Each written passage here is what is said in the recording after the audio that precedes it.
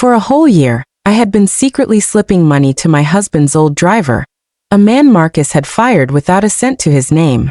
Today, he intercepted me outside the grocery store and whispered, "Tomorrow, don't get in the car with your husband. Take the bus. It is a matter of life and death.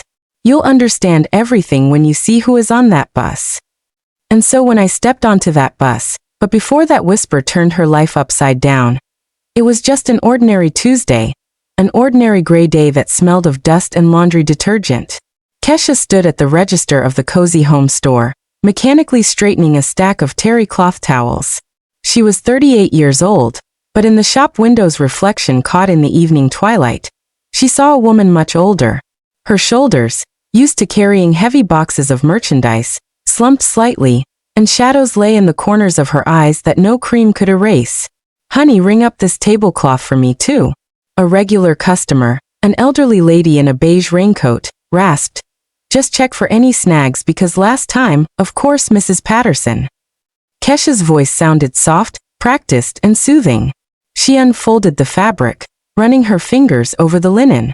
Her fingers were working hands with short nails and dry skin.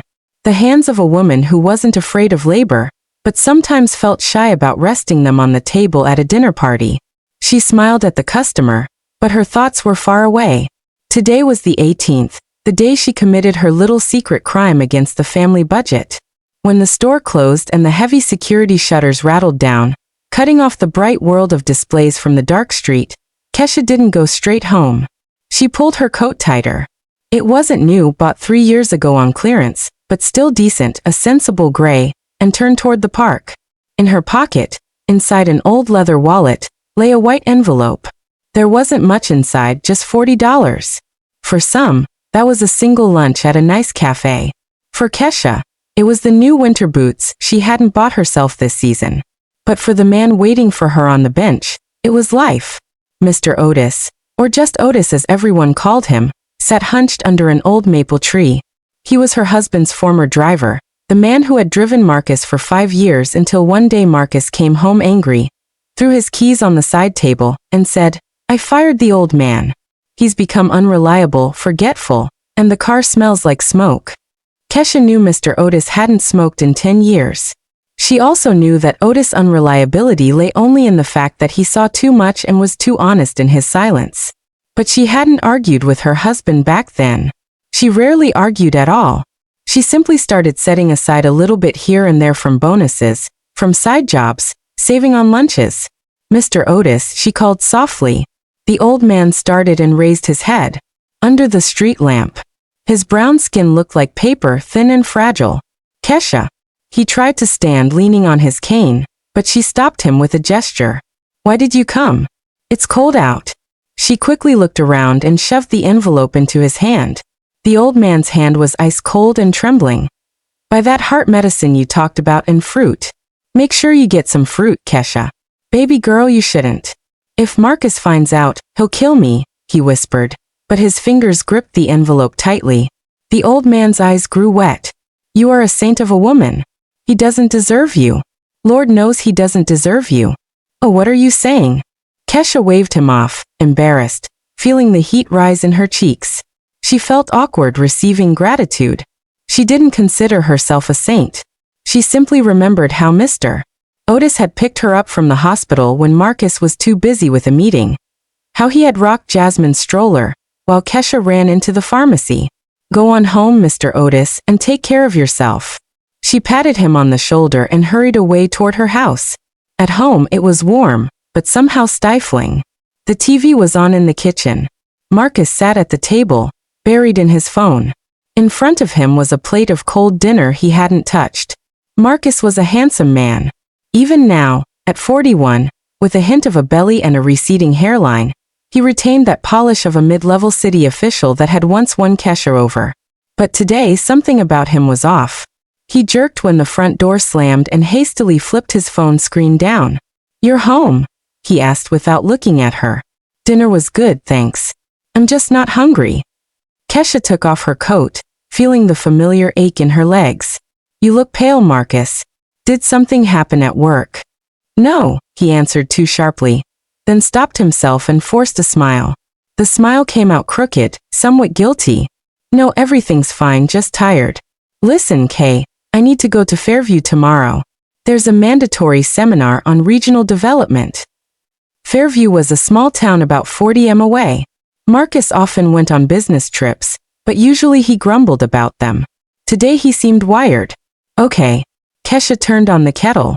Need me to iron a shirt for you? I'll do it. He jumped up. His phone vibrated quietly on the table again. He grabbed it as if it were a grenade. I'll iron it myself. And you know what? Let me drive you to work tomorrow. I have to leave early anyway. Kesha froze with a cup in her hand. Marcus hadn't driven her to work in 2 years, claiming it wasn't on his way and the traffic was bad. You want to give me a ride? She asked. Well, yeah, why not? We're family. He walked over and awkwardly pecked her on the cheek. His lips were dry and his shirt smelled of sharp, unfamiliar cologne. Apparently, someone had been smoking near him in the office. Or not. Kesha pushed the thought away. She was used to trusting. Trust was the foundation their marriage stood on, even when the passion had long since quieted down. Thanks, she said quietly. That would be nice, that my feet are killing me. That evening, while Marcus went into the bathroom, taking his phone with him, Kesha realized she had forgotten to buy milk for Jasmine. Her daughter, a smart girl, was in her room studying for exams, and Kesha didn't want to disturb her. She threw her coat over her house dress and ran out to the 24-hour bodega on the corner. The street met her with a damp wind. The light above the entrance flickered, casting jerky shadows on the asphalt. Kesha bought a carton of milk and a loaf of bread, and was stepping off the porch when a figure detached itself from the darkness around the corner of the building. She screamed, clutching the bag to her chest. It was Mr. Otis. But now he looked different than he had an hour ago in the park. His face was gray, his lips trembling, not from cold, but from fear. He was breathing heavily, as if he had run the whole way. Mr. Otis, what are you doing here? He stepped toward her, grabbing the sleeve of her coat. His grip was iron, desperate. Kesha, listen to me, he whispered, looking up at the windows of her apartment where the light was on. Do not get in that car tomorrow. You hear me? Do not get in. What? Why? Kesha recoiled in fear. He offered. He offered to drive me. He offered so he could control you. So he would know exactly where you are. Otis swallowed hard. His Adam's apple bobbed convulsively. Don't you dare go with him. Tomorrow morning at 7:15, there's a public bus to Fairview. The one regular folks take. Why would I go to Fairview? I need to go to work. To hell with work. The old man's voice cracked into a wheeze. This is a matter of life and death, Kesha. The life that you foolish woman, think is yours. Kesha froze. The cold seeped under her coat, shackling her heart. She had never seen the kind, calm Mr. Otis like this. Terror splashed in his eyes. Take the bus, he repeated, letting go of her sleeve and stepping back into the shadows. Just sit there and watch. You'll understand everything when you see who is on that bus. He dissolved into the darkness as quickly as he had appeared, leaving Kesha alone under the flickering street lamp. In her hands was a bag of milk, and in her head a ringing, frightening void. Upstairs in their window, Marcus's silhouette flashed. He was calling someone again. Kesha looked at the window, then at the empty street where the old man had vanished.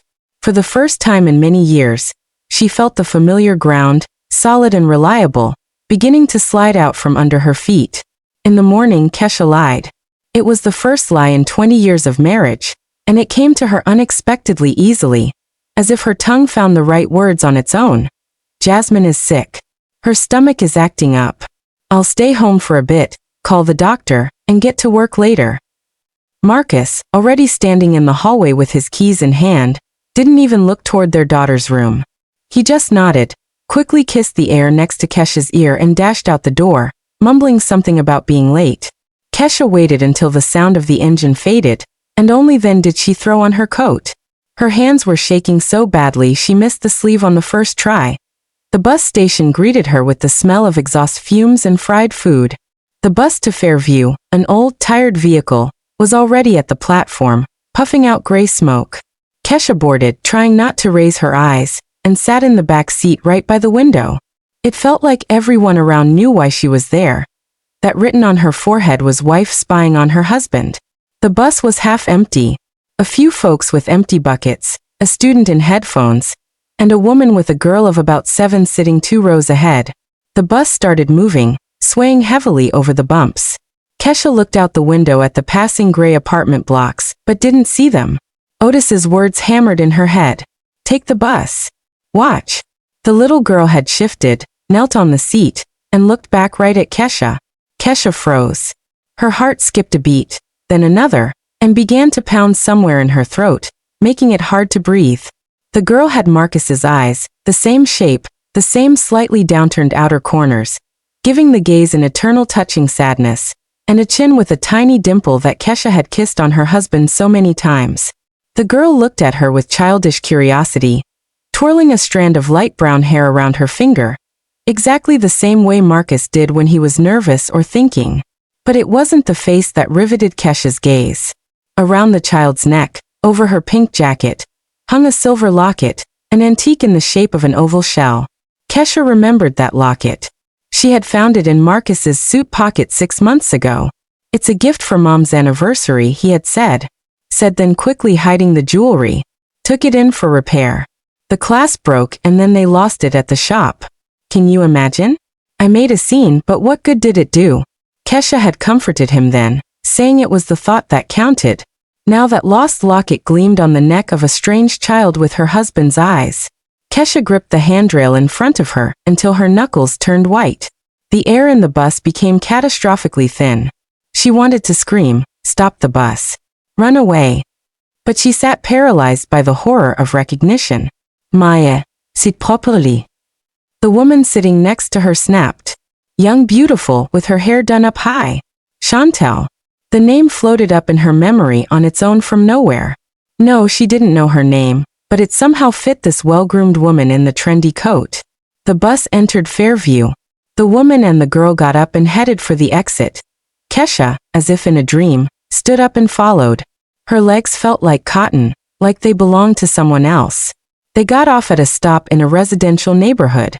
Kesha kept her distance, hiding behind the occasional passerby and utility poles. She felt like a thief, a criminal sneaking after someone else's happiness. But there was nothing to steal. Her own happiness was crumbling into dust with every step. The woman and girl turned into a lane lined with neat brick houses.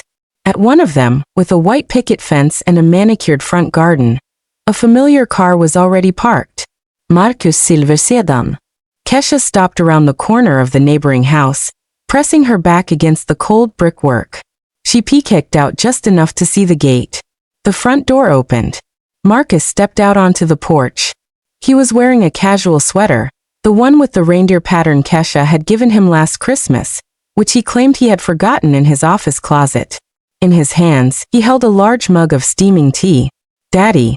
Daddy's here, the girl screamed, dropping her little backpack right on the path and rushing toward him. Marcus set the mug on the railing, spread his arms wide, and scooped the child up. He lifted her high into the air, spinning her around, laughing. That laugh. Kesha hadn't heard him laugh like that in years. Sincere, ringing young. My princess, how was the ride? He kissed the girl on the top of her head, then set her down and stepped toward the woman. He hugged her around the waist familiarly, possessively. The woman said something to him, smiling, and straightened the collar of his sweater. Marcus leaned in and kissed her, not on the cheek, as he had kissed Kesha that morning, but on the lips, long tenderly. Kesha slid down the wall. Her legs refused to hold her. She sat right on the dirty, damp pavement, not caring about her coat. This wasn't an affair, not a casual fling on a business trip. This was a life, another full real life where Marcus was warm and joyful. A life where he was daddy to a girl with his eyes. A life where there was no place for Kesha, and judging by the girl's age, hadn't been for about 7 years. Something snapped in her chest, like a tightly stretched string that had held her together all these years. Kesha covered her mouth with her hand, to keep from howling out loud. Her shoulders shook in silent sobbing. Tears flowed down her cheeks, hot and salty, washing away mascara dripping onto the gray collar of her coat. She sat on the ground, a small, crushed woman, looking through a veil of tears at the idol behind the white fence. She remembered how she scrimped on meat to buy Marcus good shoes, how she darned his socks, how she believed every word about meetings and business trips. What a fool she had been. What a blind, pathetic fool. Marcus picked up the child's backpack from the ground, hugged his woman with the other arm, and the three of them went into the house. The door closed, cutting Kesha off from their warmth. She was left alone in a strange town on the dirty asphalt with a hole in her chest the size of that cursed house. She tried to inhale, but the air stuck in her throat like a prickly lump. Kesha curled into a ball, hugging her knees and burying her face in the wet wool of her coat, finally allowing herself to cry out loud, quietly whimpering like a beaten dog kicked out into the frost. Kesha didn't get up from the ground right away. First she leaned her palm against the rough brick, then slowly, like an old woman, straightened her back. Her knees were wet and dirty, but she didn't care. She brushed off her coat with a mechanical, meaningless motion, and wandered away from the house with the white fence. The journey back passed in a fog. She didn't remember how she got on the bus, how she reached her city, how she opened the apartment door. She just sat in the kitchen staring at the cold kettle and waited. Marcus returned 3 hours later. He walked in whistling, threw his keys on the side table, the exact sound that always signified his return home. "Kesha, I'm home," he shouted from the doorway. "Imagine that the seminar ended early. I bought a cake." He cut himself off as he walked into the kitchen. Kesha was sitting at the table, motionless. She didn't even turn her head. Her coat was still lying in a heap on the chair nearby with dirty stains on the hem. "Kay, what's wrong?" A note of anxiety flashed in his voice. "Did something happen to Jasmine?" Kesha slowly raised her eyes to him. There were no tears in them, only endless leaden fatigue. "I saw her, Marcus, and the girl Maya." The silence that hung in the kitchen was dense, ringing. Marcus turned pale instantly. The cake box slipped from his hands and hit the floor with a dull thud, but he didn't even flinch. You were in Fairview," he whispered. "She has your eyes," Kesha said in a flat, lifeless voice. "And your locket, the one you lost." Marcus collapsed onto the chair opposite her. All his confidence, all the polish of a successful official peeled off him like a husk. He covered his face with his hands. "Kesha, I'm sorry. I didn't mean to. I didn't know how to tell you." He started crying. Not the way a man cries from grief, but pitifully sobbing, smearing tears over his face. "It just happened really 7 years ago. I didn't want to hurt anyone. I love you, Kesha, but I couldn't abandon them either. Maya, she's a child." Kesha looked at him and felt nothing. No pity, no anger, just disgust. She looked at this man with whom she shared a bed, a table, and a life, and saw a coward. "You didn't want to hurt anyone?" she asked quietly. "You lied to me for 7 years, every day, every minute." At that moment, the front door opened. The sound was authoritative, confident. Mama Estelle, Marcus' mother, walked into the hallway. She always had her own keys and came without calling. "What is going on here?" Her voice sliced through the air like a knife. She swept her gaze over her crying son, the smashed cake on the floor, and the frozen Kesha. "Marcus, stop blubbering. Stand up." Marcus sniffled, but obediently straightened up, wiping his face with his sleeve. Mama Estelle slowly took off her gloves, placed them neatly on the table, and turned to her daughter-in-law. There was not a drop of sympathy in her gaze, only cold calculation. "So you found out after all," she pronounced calmly, as if speaking about a broken cup. "Well, it was about time. Hiding it forever was foolish." "You knew?" Kesha didn't ask. She stated it. "Of course I knew." Estelle scoffed. "Who do you think helped Marcus buy that house on his salary? Don't make me laugh." She walked to the table, pulled out a chair, and sat down majestically, straightening her back. "Listen to me, Kesha. You are a good housekeeper. You are a faithful wife. But you couldn't give my son the main thing, an heir." Kesha felt the blood drain from her face. "We have a daughter, Jasmine." "A daughter is fine," Estelle dismissed. "But a man needs a son. Someone to carry on the family name. You couldn't have any more after Jasmine. And Chantel. Chantel is young, healthy. She already gave him one daughter, and will give him more. Maybe a boy. You set him up with her." Kesha couldn't believe her ears. "I helped my son find what he needed." Her mother-in-law cut her off harshly. "And if you were wiser, You would have understood this yourself. You saw how he suffered, how he wanted more children. But you stayed silent. You closed yourself off in your work, in your garden. You stopped being a wife to him, Kesha. You became a convenient roommate. Estelle's words hit the sorest spot. Kesha remembered the evenings when Marcus tried to talk about a second child, and she, tired after a shift, waved him off. We don't have the money, Marcus. How could we? We need to raise Jasmine. She remembered how she stopped dressing up for him, how she stopped asking what he dreamed about. She thought she was protecting the family, saving energy and money. But it turned out she had opened the door for another woman herself. I'm not justifying Marcus, Estelle continued, seeing her daughter-in-law slump. But you aren't a saint either. Now about the main thing. You cannot divorce. Marcus has a career. The election is coming up. He doesn't need a scandal and neither do you. Where will you go? To a rental on your sales clerk's salary? Kesha was silent. Everything will stay as it is. Estelle decreed. Marcus will live here and go to Chantel's, let's say on weekends. You will save face your status as a married woman. The apartment. Jasmine will finish school calmly. Everyone is happy. And if I don't agree, Kesha's voice trembled. And who is asking you? Estelle smirked. The whole town knows who Marcus Vaughn is. And who are you? Think about your daughter. Do you want people pointing fingers at her? The daughter of the woman who was dumped for a younger model. That evening, Kesha called Tasha her old friend. She needed to hear just one voice of support. Just one. How awful. You poor thing. Tasha sighed. Marcus, he has another family in Fairview. A pause hung in the receiver. Too long. You knew? Kesha asked, feeling the cold grip her heart again. Kay. Well, rumors were going around. Tasha's voice sounded guilty but detached. It's a small world. Someone saw his car there. But I thought, why do you need to know? You were happy, weren't you? Was I happy? Kesha repeated. Well, you lived peacefully. Kay, don't do anything rash.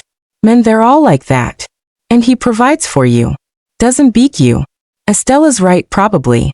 Where would you go alone right now? Kesha hung up. The phone felt heavy as a brick. She walked out onto the balcony. The night city blinked with lights. Somewhere out there in the darkness, people were sleeping who knew everything. The clerks in the neighboring stores, Marcus' colleagues, even her friends. They all looked at her and saw a fool who noticed nothing. You became a convenient roommate, her mother-in-law's words burned like a branding iron. Kesha looked at her hands, gripping the balcony railing. Yes, she was guilty. Guilty of allowing herself to become convenient, of closing her eyes to his coldness, to his absences, to the missing money. She had been afraid of conflict, afraid to lose this shaky little world. And with her fear she had destroyed it herself.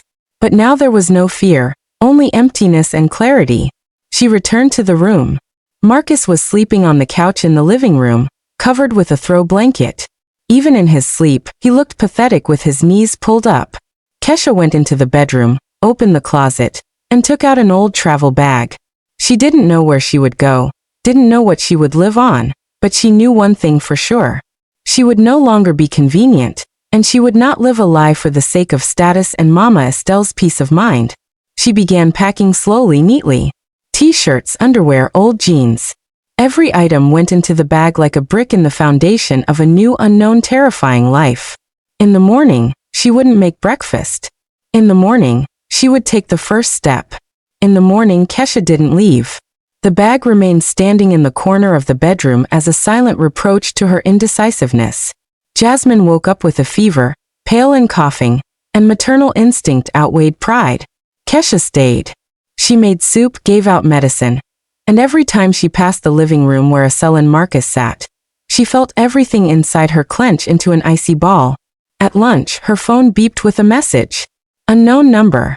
The park, same bench. In 1 hour, it's important. Oh, Kesha knew who it was. She left the house telling her daughter she was going to the pharmacy. Her legs carried her to the familiar maple tree on their own. Mr. Otis was already waiting for her. This time he wasn't hiding in the shadows, but sitting upright, hands resting on the handle of his cane. Next to him on the bench lay an old battered logbook with a faux leather cover. They used to give those out to drivers at the motor pool 20 years ago. Mr. Otis. Kesha walked up and sat next to him without looking at him. She was ashamed. Ashamed that he had warned her, and she hadn't believed him. Ashamed that he had witnessed her disgrace. "Did you see?" he asked hollowly. "I saw." "Good." The old man nodded as if stamping a document. "That means now you are ready to listen."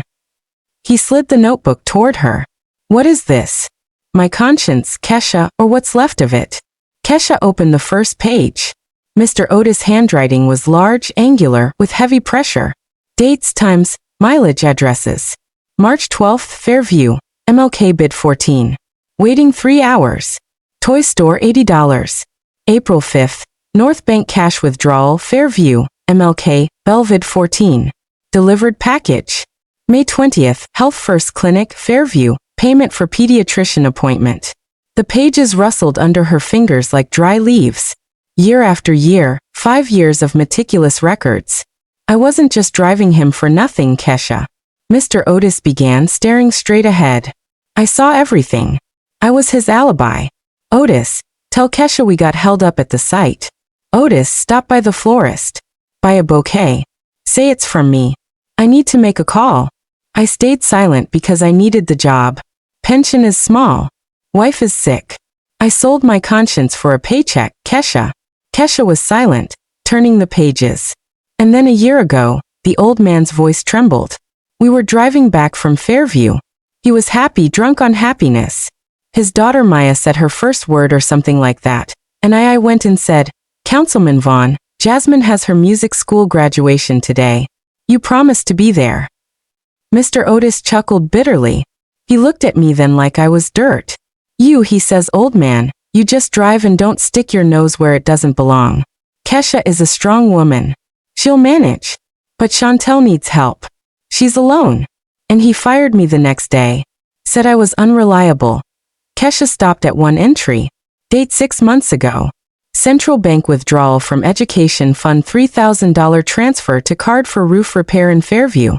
Education Fund. Kesha went cold. That was their untouchable reserve.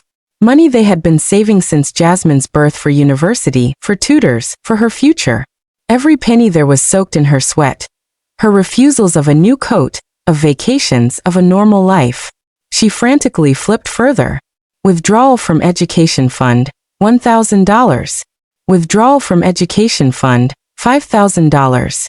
Purchase of furniture for nursery, he emptied the account. Kesha's voice broke into a whisper. Almost completely, Otis confirmed. I drove him to the bank every time. He said he was investing, that money needs to work. And it was working on a roof repair in Fairview and a private kindergarten for Maya. Kesha closed the notebook. Her hands were shaking with a fine, nasty tremor. This was worse than infidelity. Cheating could be explained by passion. A mistake, weakness. But this was theft. He wasn't stealing from her. He was stealing from his own daughter, from Jasmine, who dreamed of getting into architecture school, who sat up at night over blueprints, who believed her dad was proud of her and would help. Marcus hadn't just betrayed their family. He had methodically, calculatedly, dollar by dollar, destroyed his first child's future to build a comfortable nest for his second. Why didn't you tell me sooner? Kesha asked, not raising her eyes. I was afraid. Otis answered honestly. Afraid of him. Afraid you wouldn't believe me. What would you say? The old man has lost his mind, taking revenge for being fired. You loved him, Kesha. You worshipped him. He covered her hand with his dry, rough palm. But now I see you have nothing left to lose. Take this book. These aren't just papers. They're evidence. If he starts squirming, if he says there's no money, show him this. Let him know his secret accounting isn't so secret. Kesha squeezed the notebook. It burned her fingers. Thank you, Mr. Otis. There is nothing to thank me for, child. The old man sighed heavily and stood up, leaning on his cane. I am an accomplice, too. I drove him. I stayed silent. Forgive me if you can. He wandered away down the path, stooping even more than usual. A small figure in an old raincoat carrying the weight of someone else's sins on his shoulders. Kesha remained on the bench. The wind fluttered the pages of the notebook, revealing new dates. Purchase of designer coat, $1,500. Payment for spa retreat for mom. Mama yestele, $1. Kesha remembered how Marcus told her last winter. Kay, it's a crisis. My bonus got cut. Let's go without gifts this year. The main thing is we're together. She had agreed then, pied him, cooked a holiday dinner from whatever was in the fridge. And at that time he was buying a designer coat for another woman with their daughter's money. Something inside Kesha finally burned out. Pity, doubt, fear that it all vanished, incinerated in a white flame of rage. Quiet, cold, calculating rage. She stood up. Her movements became sharp, precise. She hid the notebook in her bag, zipping it shut with a harsh sound like a gunshot. She wasn't crying anymore. There were no tears left. There was only the desire to take back what belonged to her daughter. Kesha headed home. Now she knew what she would say to Marcus. And this time he wouldn't get off with tears and pathetic excuses. Now she had a weapon in her hands, and she intended to use it. Kesha entered the apartment and threw the notebook onto the table in front of Marcus. The dull thud sounded like the strike of a judge's gavel. Marcus, sitting with the TV remote, jumped. He reached for the book, opened it at random, and his face instantly turned ashen. He flipped the pages, and with every turn sheet he became smaller, more insignificant. Where did you get this? He wheezed, not looking up. That doesn't matter. Kesha's voice was hard as steel. What matters is what's written in there. You stole Jasmine's money. Your own daughter's money. Marcus jumped up. He started pacing the room, clutching his head. Kesha, I'll return it all. I swear it was temporary. I had debts. Debts for the coat, for the roof repair, and Fairview. Kesha didn't scream. Her calm frightened him more than hysteria. You will return every penny. Of course I'll sell the car. He grabbed her hands, looking into her eyes with dog-like devotion. I'll put it up for sale first thing tomorrow. I'll take out a loan. I'll fix everything. Kesha, honey, do you hear me? Just don't leave. Don't tell Jasmine. Don't ruin me. Fear splashed in his eyes. Primal animal fear. Fear of losing his comfortable life. Fear of scandal. Fear of what people would say. Kesha saw this fear and mistook it for repentance. She took out a sheet of paper and a pen. Write. Write what? A promissory note that you commit to returning a sum equivalent to what you took from the account within a month, and that you are ceasing all contact with that family completely. Marcus wrote quickly, hurriedly, breaking the letters. His hand was shaking. When he finished and handed her the paper, Kesha saw he was crying again. I'm a fool, Kesha. I'm such a fool. I almost lost everything. Thank you for giving me a chance. The next week passed like a strange, sweet dream. Marcus really did change. He came home exactly at 6. He brought bags of groceries, expensive, tasty things they used to allow themselves only on holidays. He fixed the faucet in the bathroom himself, the one that had been leaking for 6 months. In the evenings, he sat with Jasmine over her textbooks. Kesha, passing her daughter's room, heard their voices. Dad, look. The projection is wrong here. All right, Jazz. Good job. Sharp eyes. Let's redraw it. Jasmine was beaming. She didn't know the truth. She only saw that Dad had suddenly become attentive and caring. And Kesha, looking at her happy daughter, felt the icy ball in her chest begin to melt. Maybe people do change. Maybe the fear of losing his family really sobered him up. Even Mama Estelle switched from anger to mercy. On Saturday, she invited Kesha for tea. Kumein, one. Sit down. Her mother-in-law poured tea into her best china. Pastries from the bakery were on the table. I've been thinking. We probably got too heated. We're all human. We all make mistakes. She slid the sugar bowl toward Kesha. Marcus told me everything about the car, about the money. He is ready to do anything to keep the family. And I support him. Family is the main thing. And those mistakes of youth, well, it happens. The main thing is that he made a choice and he chose you. Kesha drank her tea, listened to her mother-in-law's measured voice, and felt the tension that had held her in a vice for the last few days letting go. She wanted to believe. Lord, how she wanted to believe that the nightmare was over. Do you really think so, Mama Estelle? Of course, child. You are a wise woman. You were able to forgive. That is worth a lot. We'll fix everything now. We'll live better than before. That evening, The three of them had dinner. Marcus joked, told some stories from work. Jasmine laughed, and that laughter filled the apartment with living warmth. Kesha looked at her husband. He looked tired but calm. He really had listed the car for sale. She saw the ad online. He stopped hiding his phone, leaving it on the sofa screen up. It seemed the storm had passed them by. Before bed, Marcus hugged her. "Thank you," he whispered into her hair. "I won't let you down. Never again." Kesha closed her eyes. For the first time in a long while, she fell asleep without heavy thoughts. She thought about tomorrow being Sunday, that they would go for a walk in the park, that Jasmine would get into college soon, and the tuition money would be there, that life, cracked though it was, had glued back together. She felt like a winner. She had won back her husband, won back her daughter's future. She had saved her home. On that Sunday morning, the sun shone especially bright, flooding the kitchen with golden light. Kesha was making pancakes, humming a melody under her breath. Marcus was still asleep.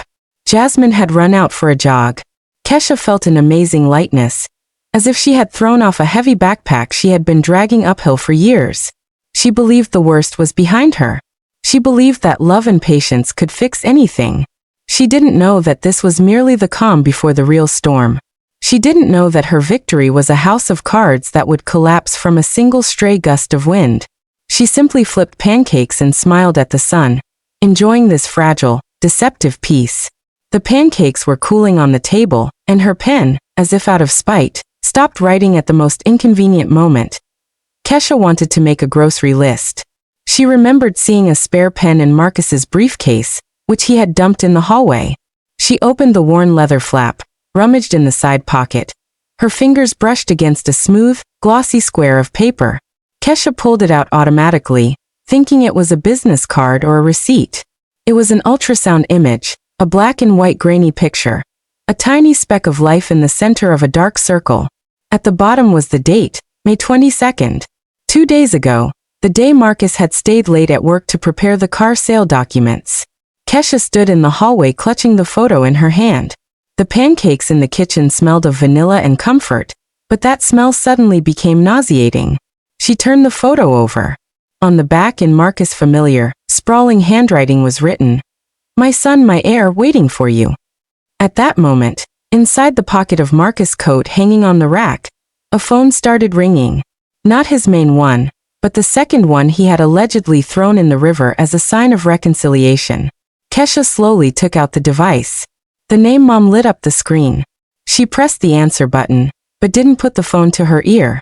She just stood and listened. The volume was high and Mama Estelle's voice, sharp and confident, was clearly audible. "Marcus, honey, why aren't you picking up? Chantel called. She's crying. Hormones acting up. You should call her. Calm her down. Tell her everything is going according to plan." Kesha was silent. "Hello, Marcus." Estelle's voice became irritated. "What are you doing messing around with that helper of yours? Be patient, son. Just a little longer. Once Chantel births the grandson, we'll transfer the land title and kick Kesha out. Let her roll on all four sides. The main thing is to get her to sign the documents for the land by tricking her while she's feeling charitable. The lawyer said once we register it as joint property, we can sell it for the debts." Kesha pressed, "End call." The phone slipped from her fingers and hit the floor with a crash. The sound of the impact woke Marcus. He walked out of the bedroom, sleepy in pajama pants, scratching his chest. "Kesha, what fell?" He yawned, squinting from the sun. Kesha slowly turned to him. In one hand, she clutched the ultrasound. With the other, she pointed at the phone lying on the floor. Marcus followed her gaze, saw the phone, saw the photo, and sleep flew off him instantly. This time he didn't cry. He didn't fall to his knees. He looked at her with the gaze of a cornered beast who realizes nowhere to run, have to bite. "You were digging through my things," he said coldly. "That wasn't a question." "Helper," Kesha pronounced. The word felt foreign, prickly in her mouth. "I am just a helper to you, someone to be tolerated until the heir is born." Marcus walked into the kitchen, poured himself water straight from the pitcher, and drank greedily. "And what did you want to be, Kesha?" He turned to her, his face twisted in an angry grimace. "A wife? What kind of wife are you? Have you looked at yourself in the mirror? You turned into a shadow, a function. Fetch, serve, wash. There's nothing to talk to you about except the price of potatoes and Jasmine's grades. Kesha recoiled as if he had slapped her. I worked. I tried for us. You tried so everything would be like normal people, he interrupted. So it would be quiet, peaceful. You closed your eyes to everything just to avoid a scandal. You knew I was unhappy. You felt it in your gut, but you stayed silent. It was convenient for you that I was there bringing home a paycheck, that there was status. You built this prison yourself, Kesha. And Chantel is alive. She laughs. She looks at me like a man, not like an ATM or a piece of furniture. The words hit the mark. Kesha knew there was truth in them. Bitter, terrible truth. She really had hidden behind domestic life. She really had been afraid to ask him, "Are you happy?" Because she feared the answer. "Yes," she said quietly. "I am guilty. I let our marriage die. I became boring and convenient." She raised her head and looked him straight in the eye. "But that didn't give you the right to steal from your daughter. That didn't give you the right to plan my life as disposable material. You could have left honestly, told me to my face, I don't love you. But you are a coward, Marcus. You wanted the young wife and my cooking and Jasmine's money and Mommy's praise. The land," she suddenly remembered. "Grandmama's lot, the lake house land. You wanted to take it." Marcus smirked.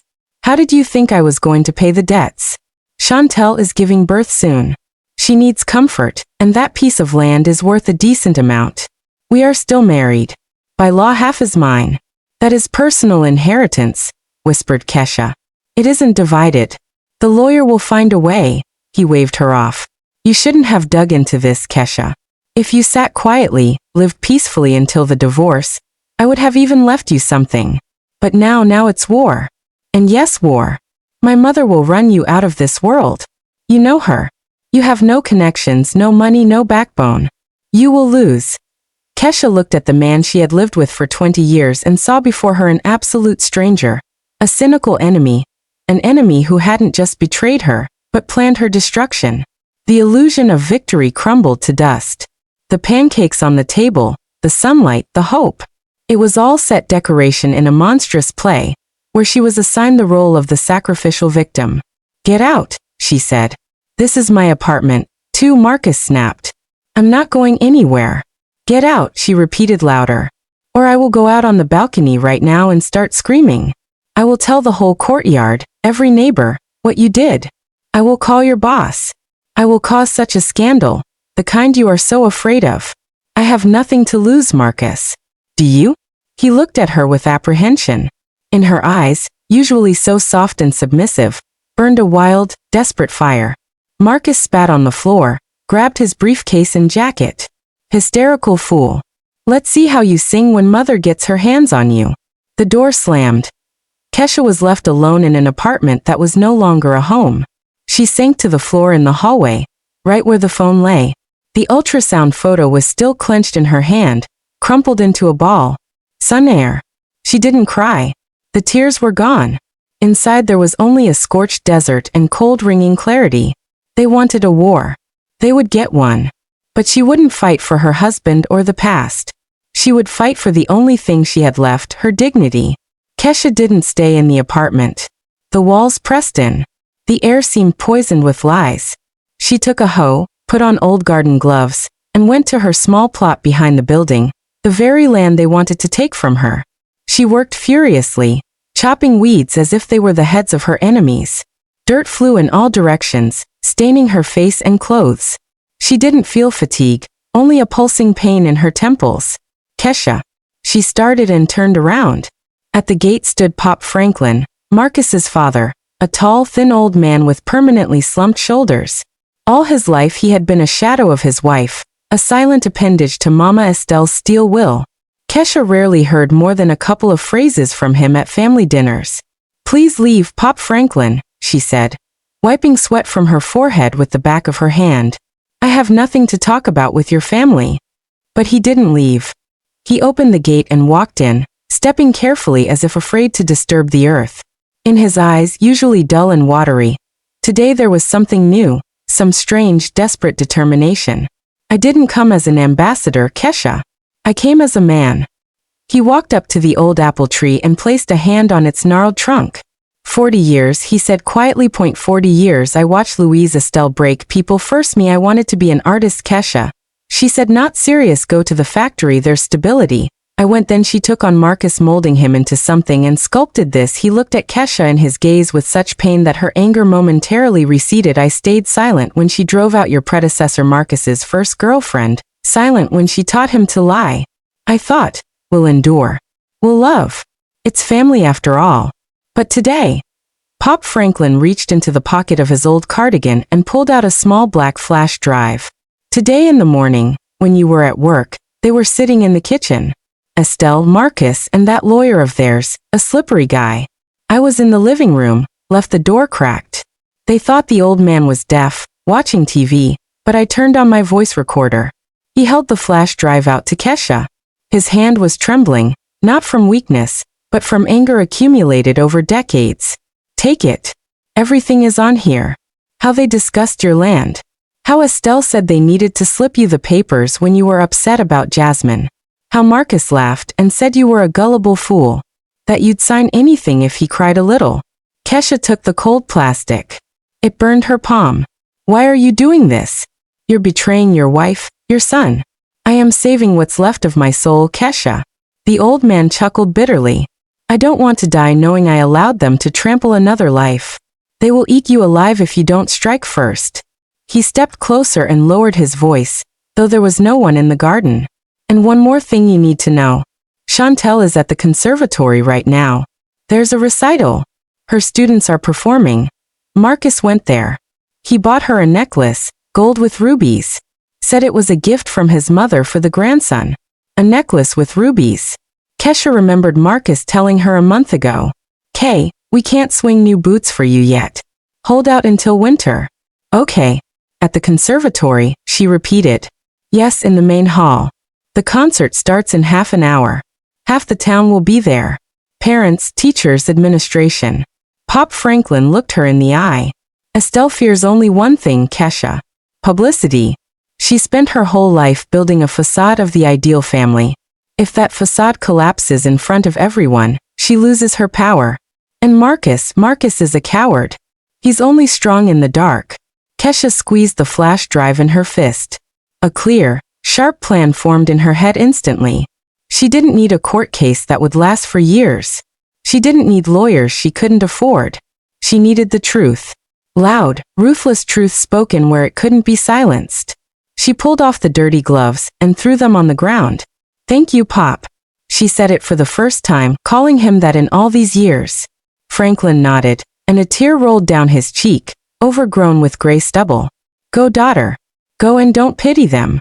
They didn't pity you. Kesha ran into the house. She had 20 minutes to change, find Jasmine's portable Bluetooth speaker, and get to the conservatory. She felt neither pain nor fear anymore. Steel rang inside her. She wasn't going to a concert. She was going to the execution of her past life, and the axe was in her hands. The conservatory was buzzing like a hive. The lobby smelled of perfume, hairspray, and flowers. Dressed-up mothers adjusted bow ties on their sons. Girls in puffy dresses nervously fiddled with sheet music. Kesha moved through the bustle like an icebreaker, gripping the speaker in her hand. She saw them immediately. Marcus stood by a pillar, shining in his best suit. Next to him was Chantel, Victoria Vikica Hayes, beautiful in a fitted dress that emphasized her baby bump. And slightly apart, like a queen observing her subjects, towered Mama Estelle. Marcus held a velvet box in his hands. He was saying something to Chantel. She laughed, throwing her head back. It was the perfect picture of a happy family. Kesha walked up to them. The sounds of violins from the hall ceased. Intermission had been announced. The lobby became quieter. Good evening, Kesha said loudly. Marcus turned around. The smile slid off his face like a wet rag.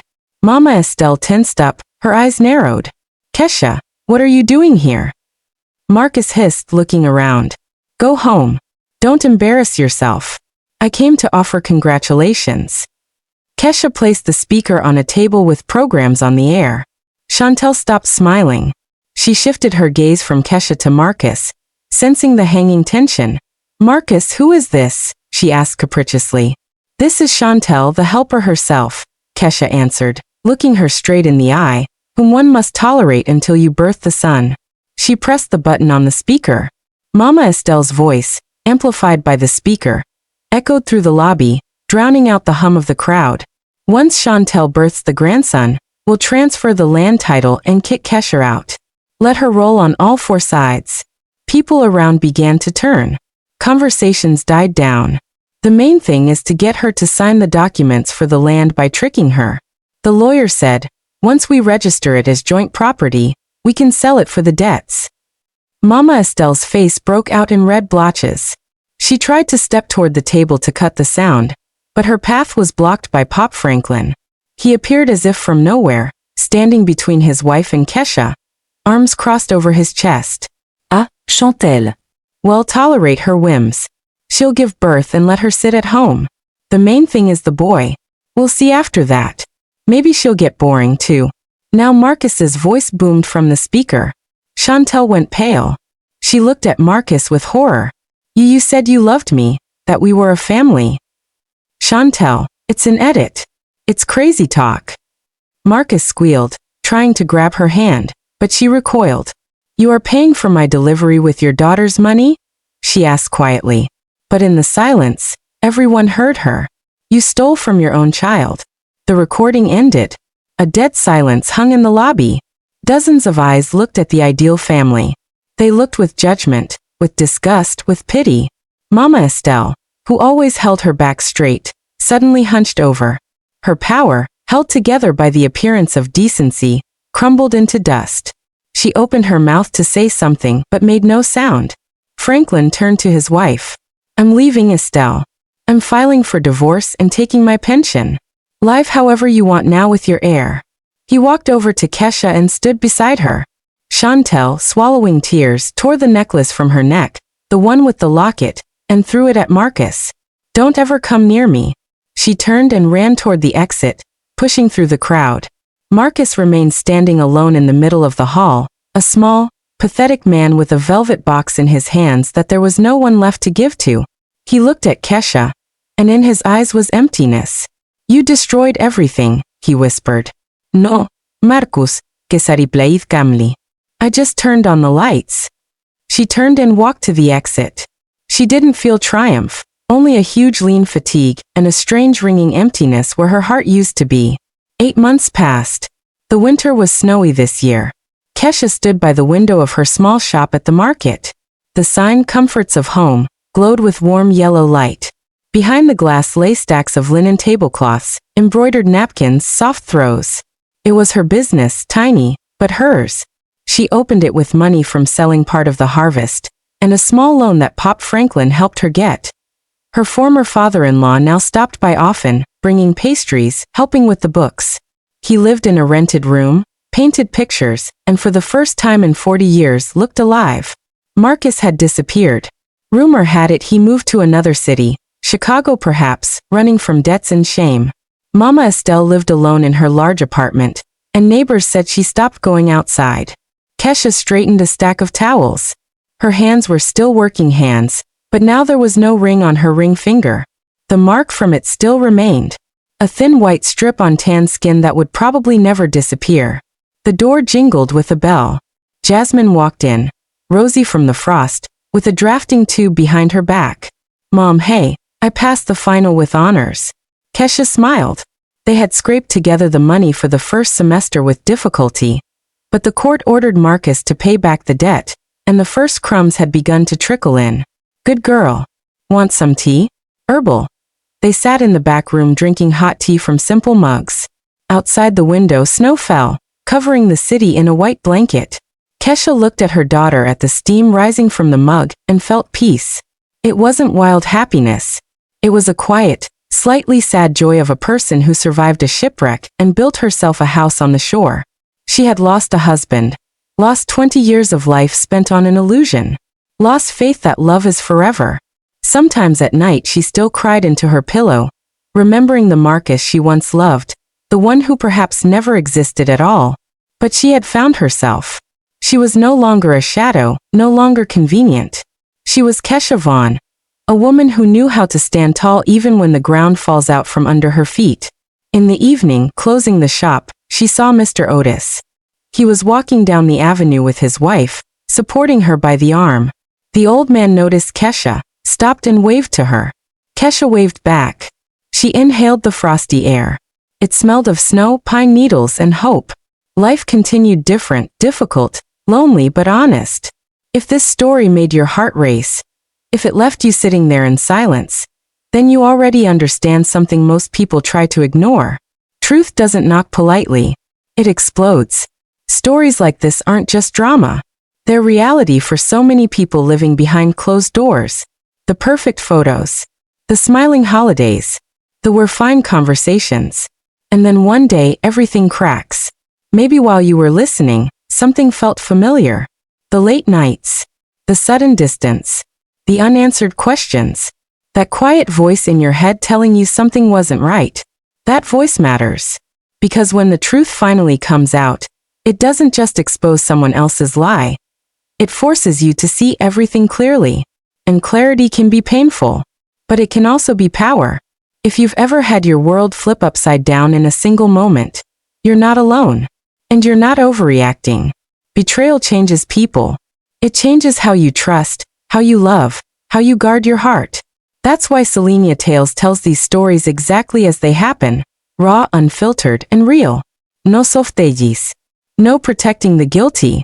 Just the moment the truth detonates. If stories like this resonate with you, make sure you subscribe to Selenia Tales so you don't miss what's coming next. Because there's always another secret waiting to surface. And if this story hit close to home, take a breath.